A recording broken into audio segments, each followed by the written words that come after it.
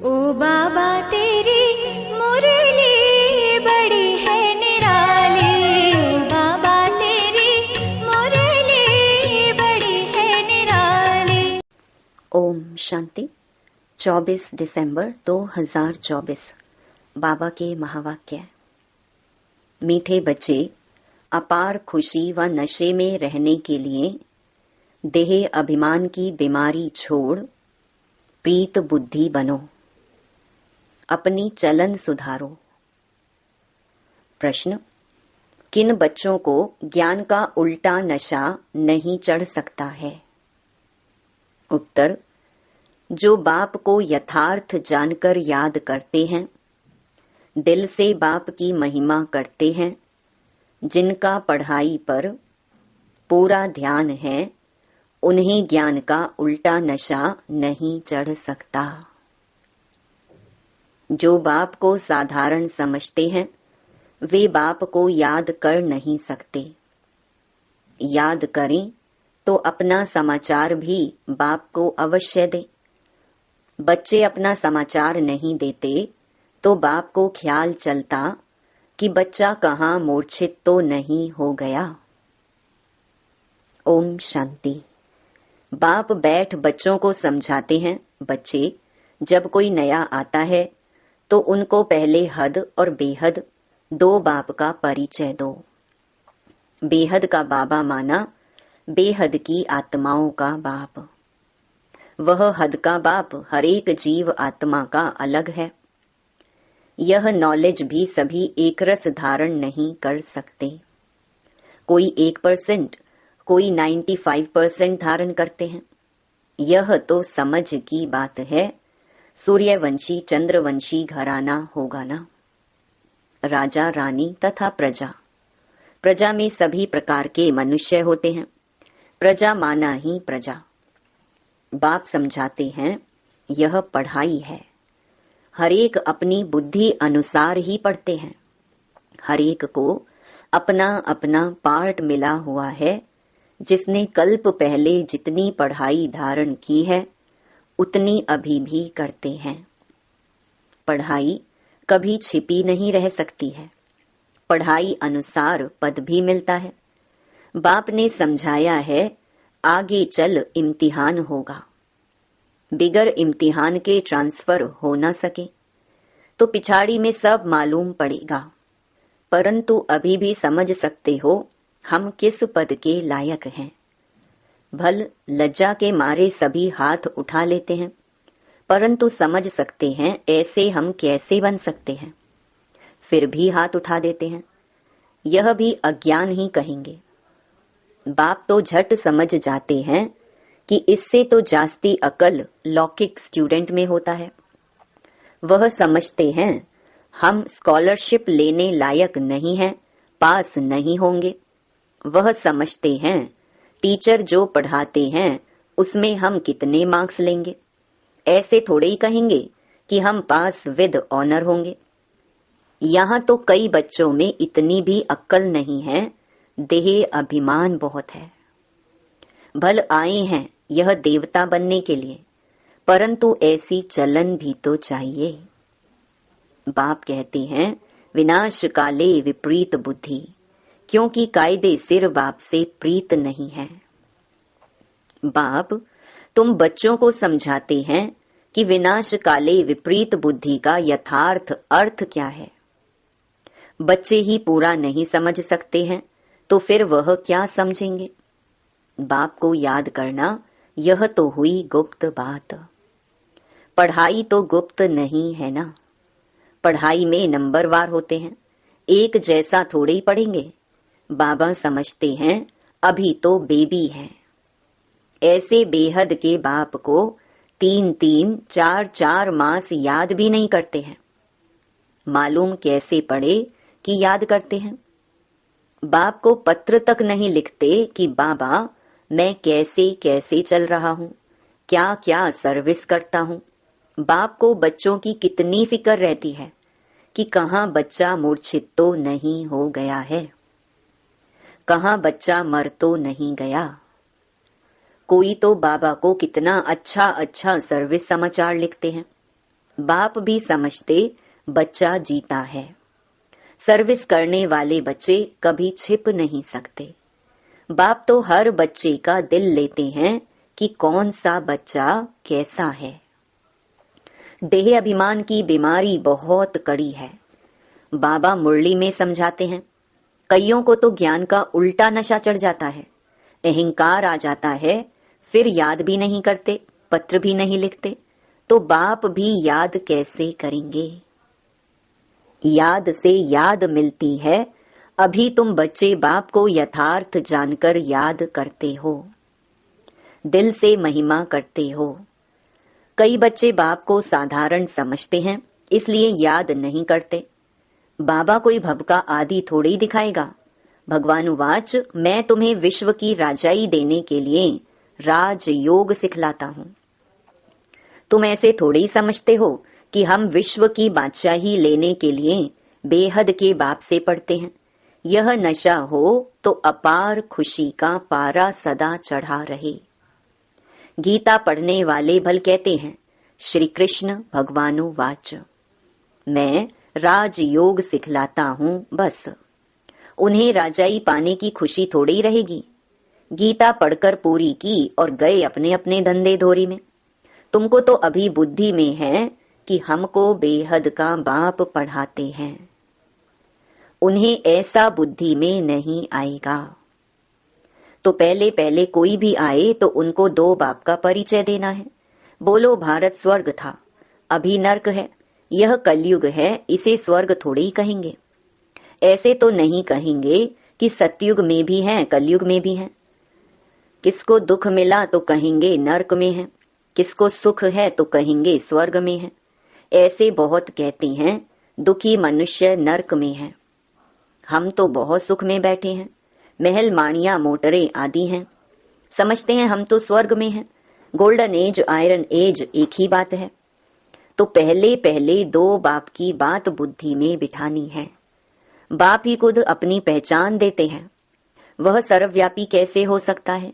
क्या लौकिक बाप को सर्वव्यापी कहेंगे? अभी तुम चित्र में दिखाते हो आत्मा और परमात्मा का रूप तो एक ही है, उसमें फर्क नहीं। आत्मा और परमात्मा कोई छोटा बड़ा नहीं, सभी आत्माएं हैं, वह भी आत्मा है। वह सदा परम धाम में रहते हैं, इसलिए उन्हें परम आत्मा कहा जाता है। सिर्फ तुम आत्माएं जैसे आती हो वैसे मैं नहीं आता। मैं अंत में इस तन में आकर प्रवेश करता हूँ। यह बातें कोई बाहर का समझ न सके। बात बड़ी सहज है। फर्क सिर्फ इतना है, जो बाप के बदले वैकुंठवासी श्री कृष्ण का नाम डाल दिया है। क्या श्री कृष्ण ने वैकुंठ से नरक में आकर राजयोग सिखाया? श्री कृष्ण कैसे कह सकता है, देह सहित देह के सब धर्मों को छोड़ मां मेकम याद करो? देहधारी की याद से पाप कैसे कटेंगे? श्री कृष्ण तो एक छोटा बच्चा, और कहां मैं साधारण मनुष्य के वृद्ध तन में आता हूं। कितना फर्क हो गया है। इस एकज भूल के कारण सभी मनुष्य पतित कंगाल बन गए हैं। न मैं सर्वव्यापी हूं, न श्री कृष्ण सर्वव्यापी है। हर शरीर में आत्मा सर्वव्यापी है। मुझे तो अपना शरीर भी नहीं है। हर आत्मा को अपना अपना शरीर है। नाम हर एक शरीर पर अलग अलग पड़ता है। ना मुझे शरीर है और ना मेरे शरीर का कोई नाम है। मैं तो बूढ़ा शरीर लेता हूं तो इसका नाम बदलकर ब्रह्मा रखा है।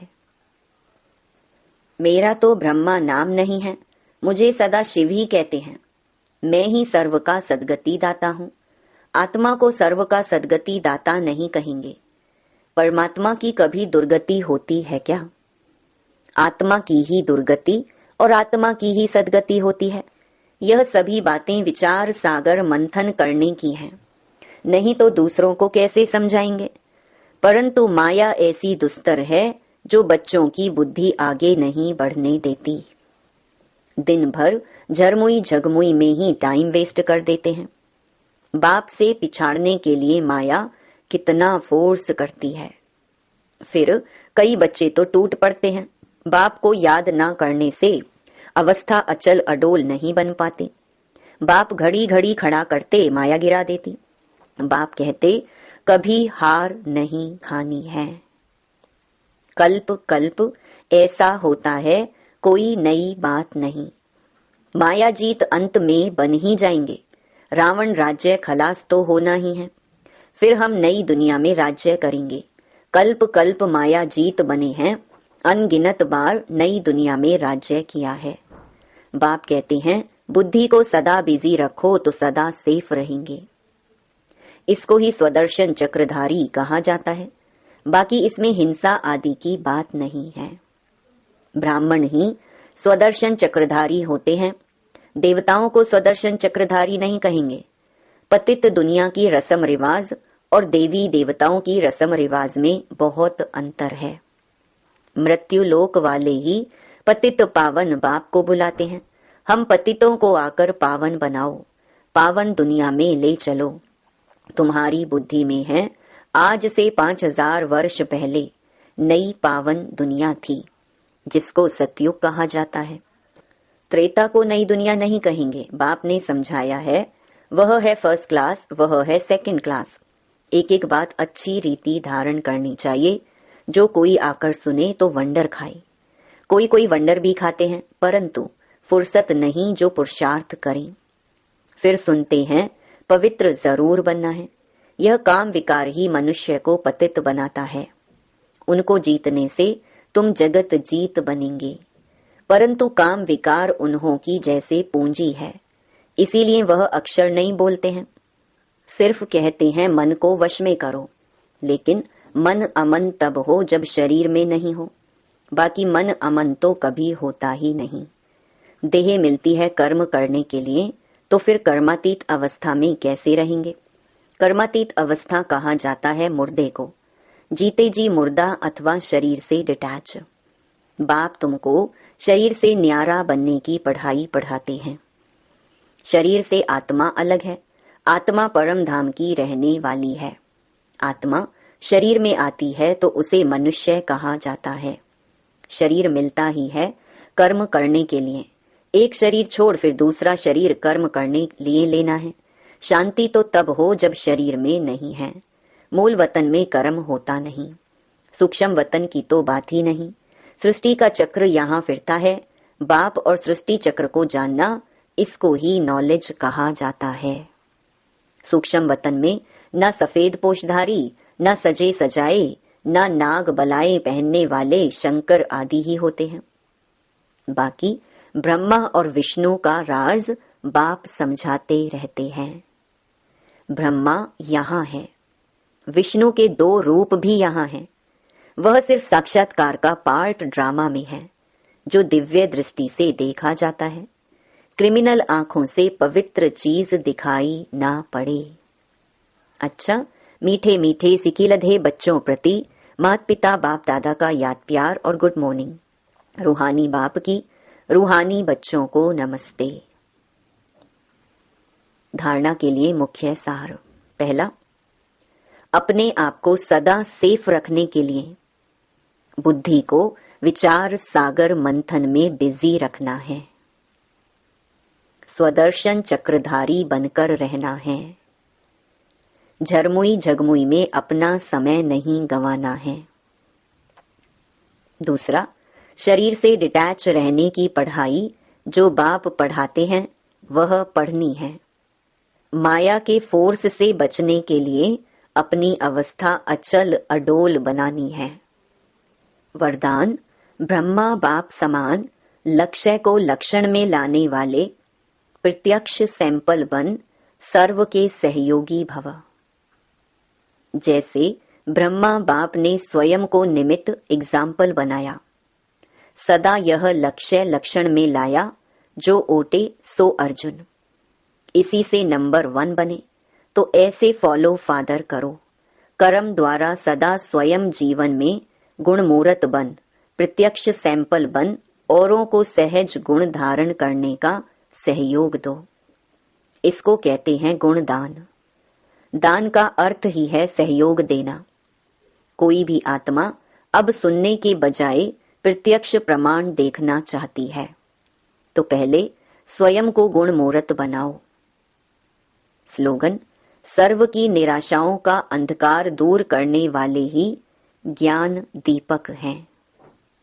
ओम शांति।